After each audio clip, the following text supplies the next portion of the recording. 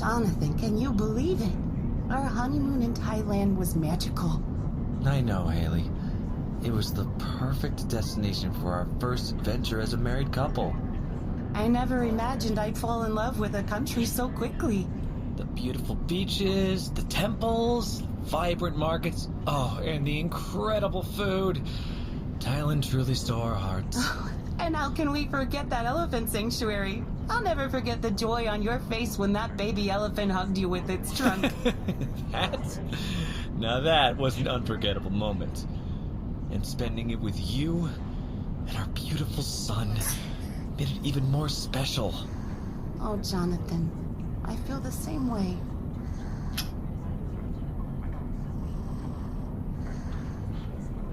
Our little Ivor was such a trooper throughout the trip, wasn't he? Look at him. He's sleeping so peacefully. Yeah, he's an angel. He made me laugh so much when he tried counting from 1 to 10. I recorded it on Bobby, his toy bear. 3, 4, 5, 6, 7. That is so cute. His little voice rattling off those numbers. I'm so grateful we had this time as a family. It was pure bliss. Our honeymoon is just the beginning of our incredible journey together. And speaking of incredible, I couldn't believe we were able to catch the Minnesota Twins in the Red Sox game live on TV. 6 a.m. in Phuket just before the boat ride, and we're watching the game. Hey, come on, I couldn't help but cheer for my home team. Of course, it was quite a game. I couldn't resist teasing you when the Twins won. But you know, I'm starting to develop a soft spot for the Red Sox. I thought you were a true Twins fan. Well, love has a way of making us appreciate others. This is Captain Eamon Andrews, and we're currently cruising at an altitude of 34,000 feet. Now, just an update on our flight time. I can't wait to meet your grandparents in London. It's a shame they couldn't attend our wedding, but this visit will give us a chance to connect with them. I hope they like you. They're quite traditional, and meeting you will be a big deal for them. But I'm sure they'll see what I see. A loving, caring man who makes me smile every day.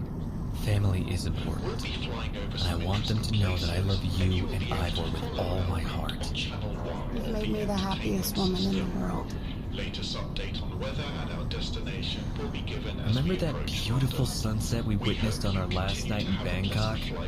Colors painted the sky like magic. It was like the world was celebrating our love, Hayley. That moment will stay with me forever. Let's make sure he enjoys his sleep. It's been a long day for him, and this is a long flight to London. There'll be more time for kissing later. Ooh, is that a promise? We'll see. Hold on tight to me! Don't let go! Mommy and Daddy are here! I love you more than words can express. Always remember that. I don't want to leave you, or Ivor!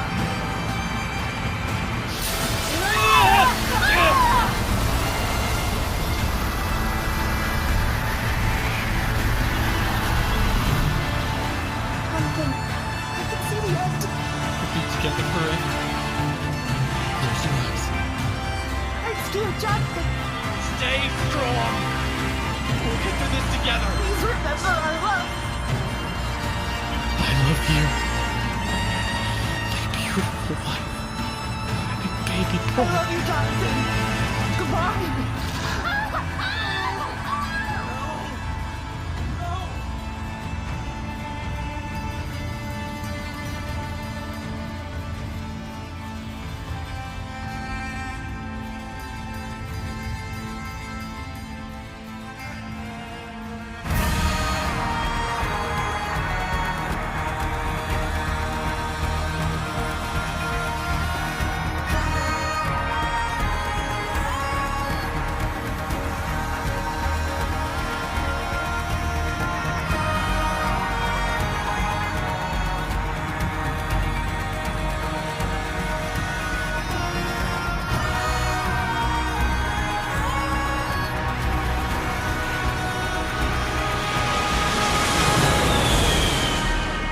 Flight 1971 by Amman Abid.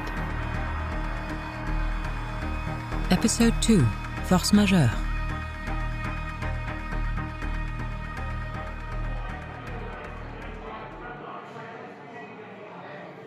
thing actually working? Ah, you can hear me now. That's great.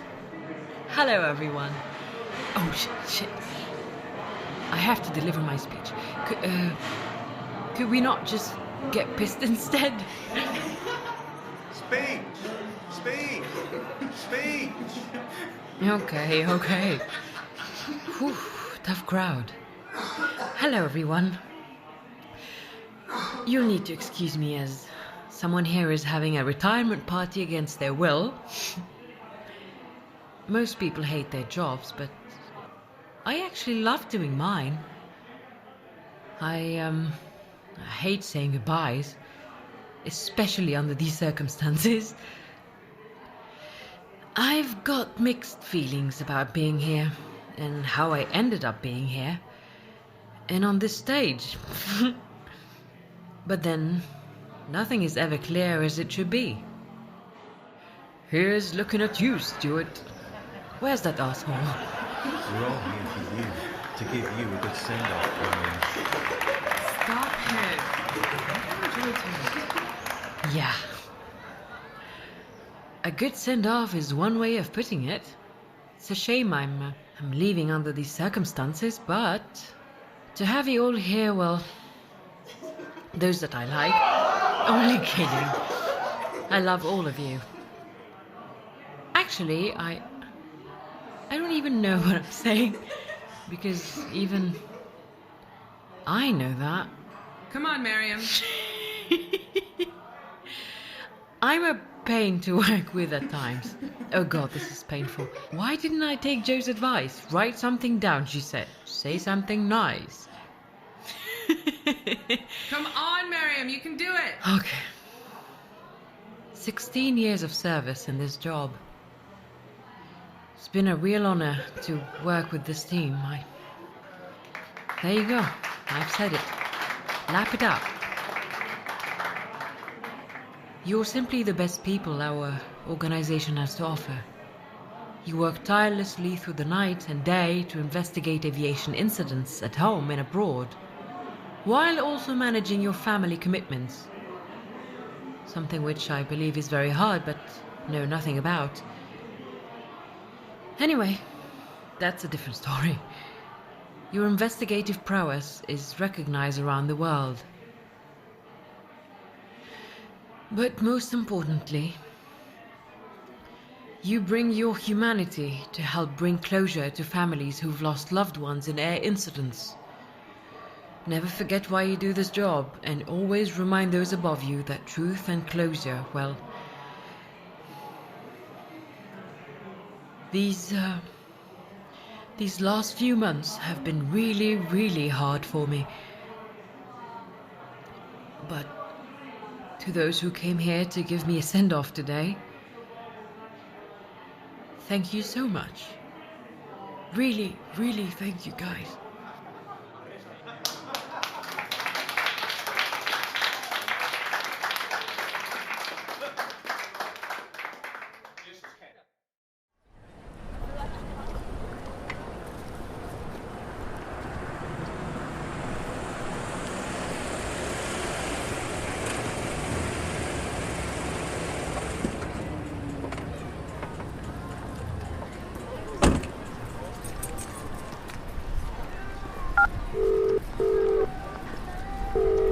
This is not a good time. You've seen the news. I know. That's why I'm calling. The Foreign Secretary has summoned Maryam. Do you think it's related? You already know the answer. I can't deal with this right now. Where are you? Outside her leaving do.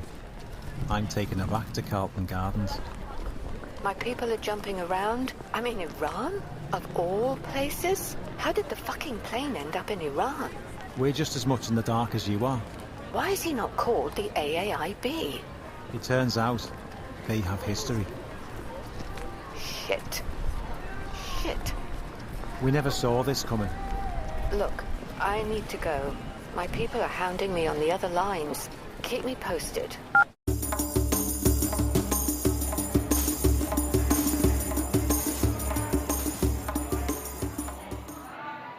I paid a big price for opening my mouth.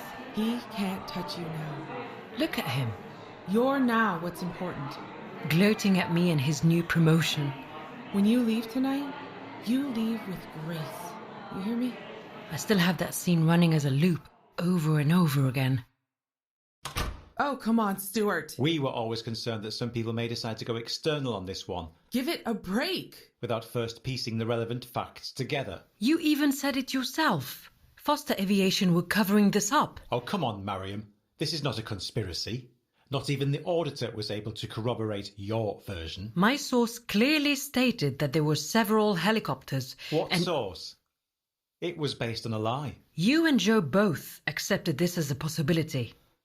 You've been blindsided by this malignant witness who has what? Just vanished without a trace.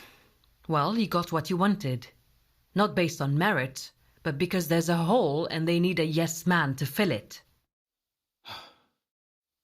The stress got to you. It made you weak.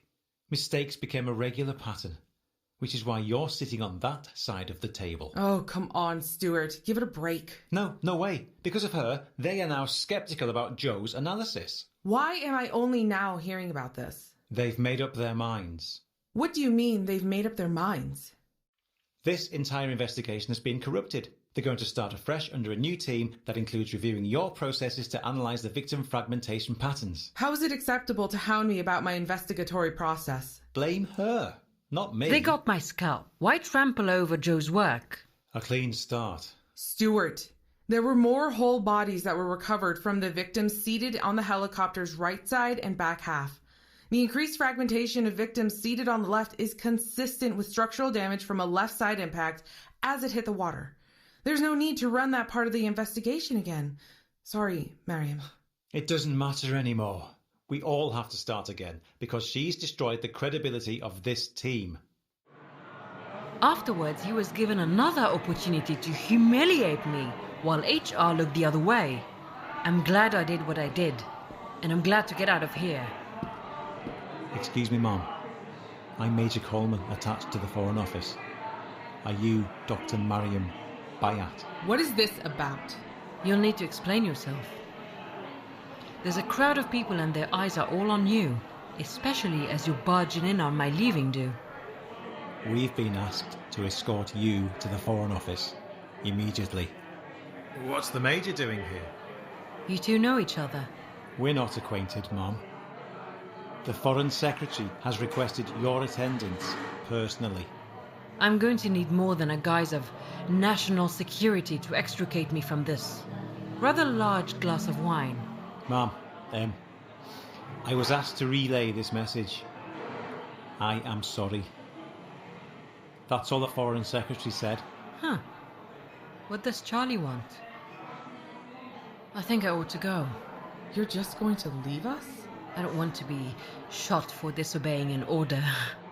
I'll call you later. You better.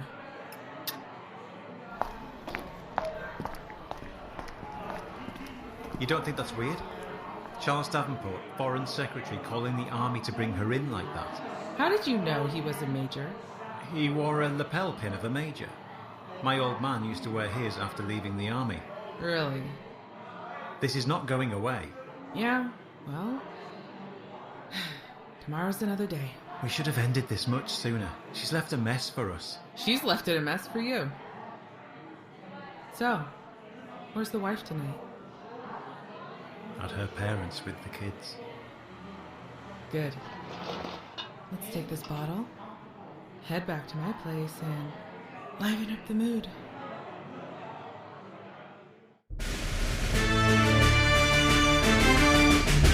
This is Channel 10 News. I'm Anna Castelli. We begin with breaking news of a passenger plane that has crashed in Iran after it went missing on a routine flight from Bangkok to London. At least 320 passengers and crew are feared dead. Rescue workers say there were no survivors. The British airliner Skyways Flight 1971 was bound for London after it experienced an unexplained course change. Satellite tracking shows it crashed somewhere in hilly, rugged terrain just north of Tehran's international airport.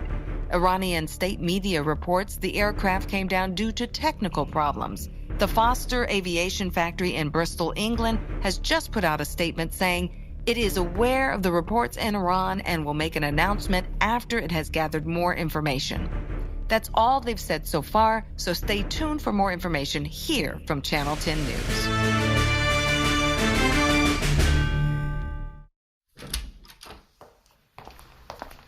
Maryam, thank you for coming here at short notice. It's good to see you after all this time. Hello, Charlie. 20 years. Zero contact. Shall we have that conversation in front of the Major? Thank you, Major. That will be all. I'll be waiting outside, sir. We got the flowers. A call would have been nice. Turning up even better. How would it have looked? It would have looked as if you cared. I did care. But you didn't want anything to do with me. He treated you like family. We all did. Well, I called because I need your help. With what? I'm not employed anymore. We lost a passenger jet in Iran. Foster and the CAA burnt me. You've lost a plane and I've lost my job. Which is why I've asked you here. Look, if it's any consolation, the CAA are embarrassed. And Foster Aviation, well, they're doing whatever they can to protect their interests. For telling the truth. For creating a headache and liability.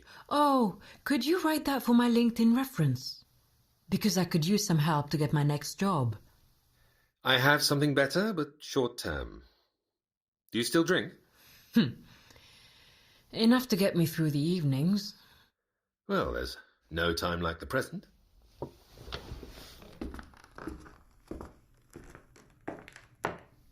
How is Eloise? Eloise, your wife? How is she? She's good. She's been appointed as Silk, Queen's Counsel. Great opportunity for her. But it means more hours. Not that it matters that much. This job seems to be swallowing me up in hours. She was fantastically thorough in that case of the whistleblower. Which one? The doctor whose privacy was breached. You know, the big tech US company, they made unauthorized publication of her personal information on the cloud when she turned whistleblower. Data law? Yeah, that's the one. I thought it had an ironic name. Perhaps I should have asked Eloise for legal representation. The whole point of a pension is to enjoy the fruits of your labour, not pay for the pain. Thanks for the support. Let's make a toast to your late dad, who was a great man fighting a great cause. And may the light shine brighter for his daughter in getting a new job. That's good. Tobermory 18-year single malt. He don't change. I'd like you to take a look at something.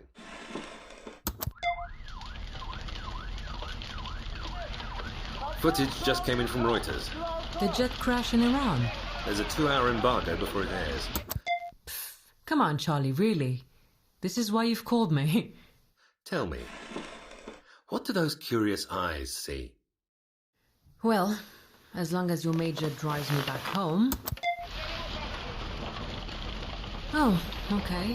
No aerial shot, so we can't determine the spread of the crash. We're looking at part of the fuselage. It's difficult to make out, but obviously it's been severely compromised. You need to have a team on site to properly analyze the scene. They've located the 2 deceased pilots.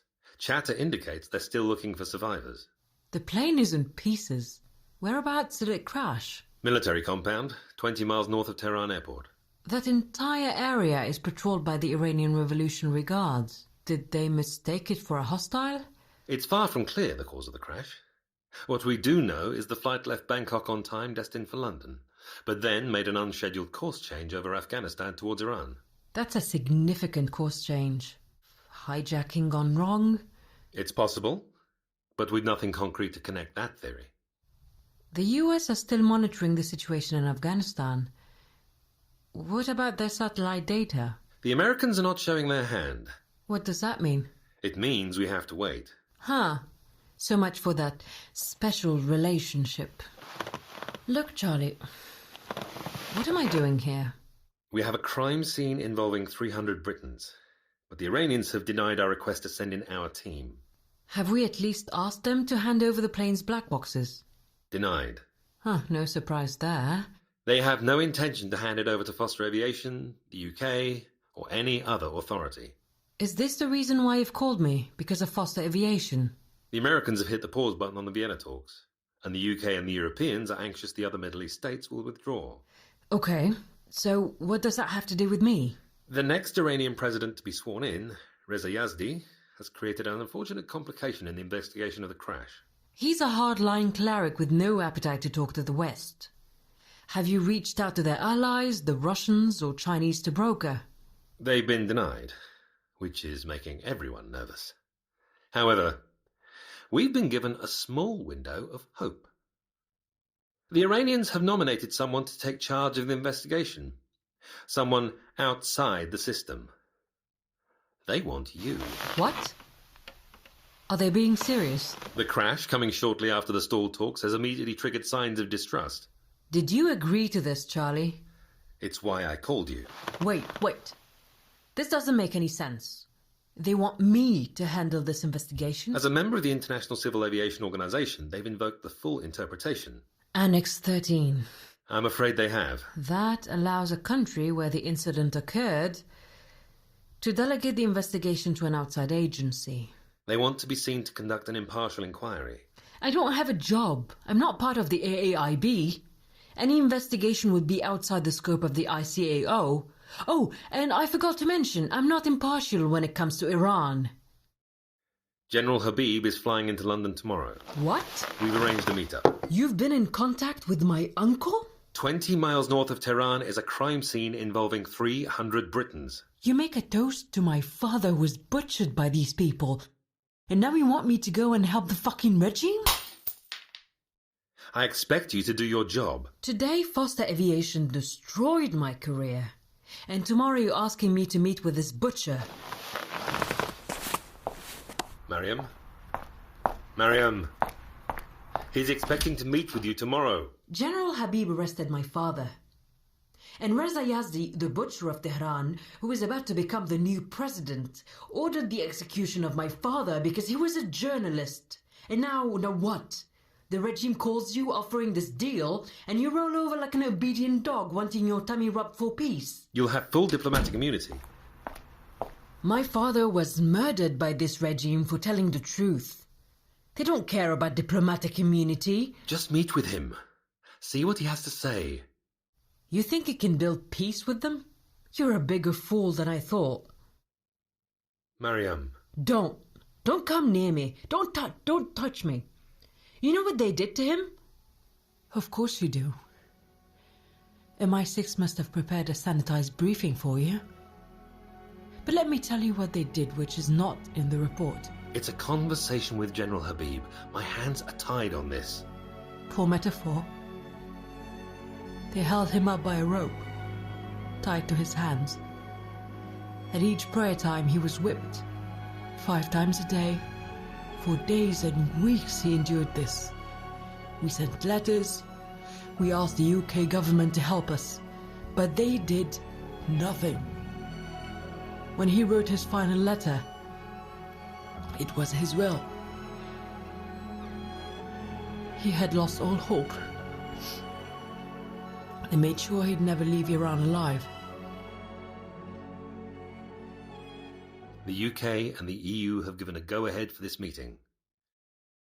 I thought that was one of the perks of being a British citizen, so I don't have to do the politics. 300 Britons lost their lives. The Iranians come back to the table only if you agree to investigate. It's about doing the right thing. Statecraft suits you.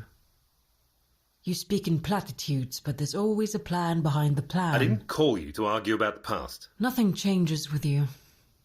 It doesn't matter who gets hurt, because it doesn't bother you. As I remember, you made sure of that. Really? You want to do this now? Do you remember what you said to me that night after you found out? You can trust me to do the right thing. You didn't then, and you're sure as hell not doing it now. What do you want to hear from me? 20 years ago I made a decision. It hurt you and I'm sorry. I'm sorry for leaving you for Eloise. Keep telling yourself that, because tomorrow I'm the one being forced to face the enemy. To solve a crime scene involving 300 Britons. I'm afraid you have to.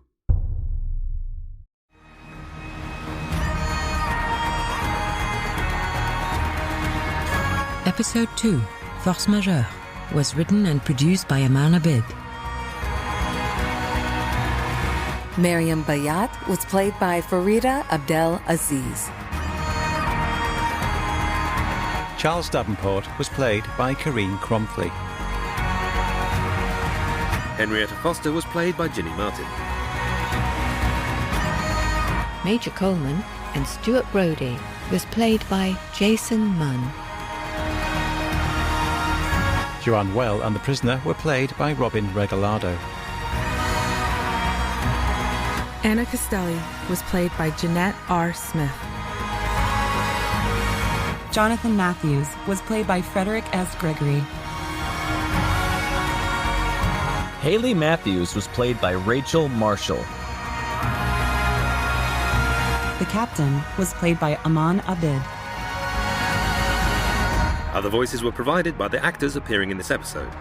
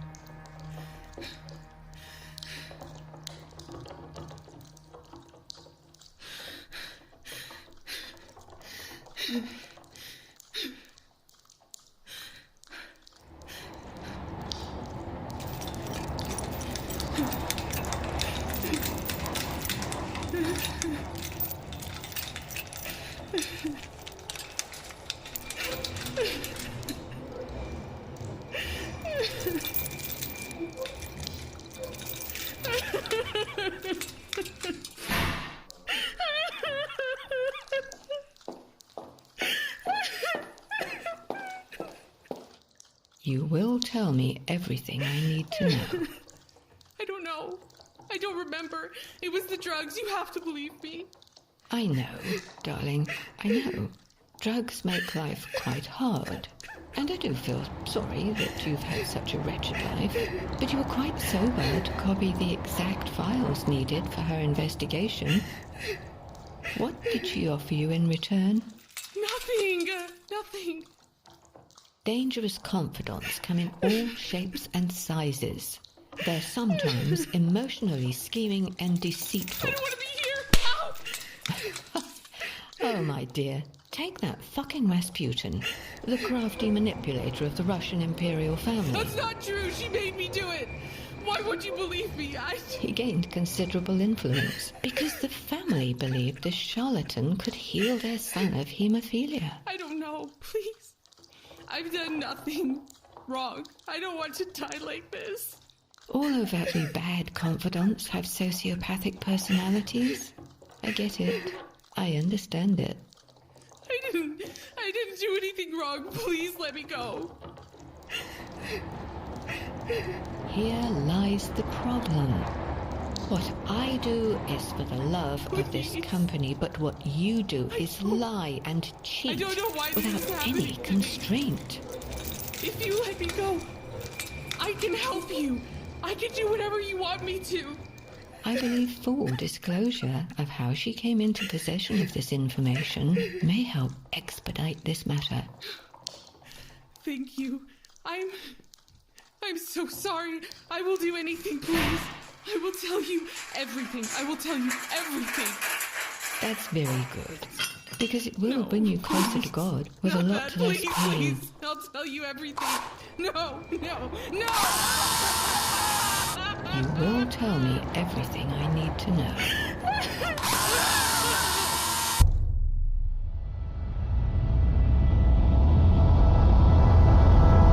Drama in 10.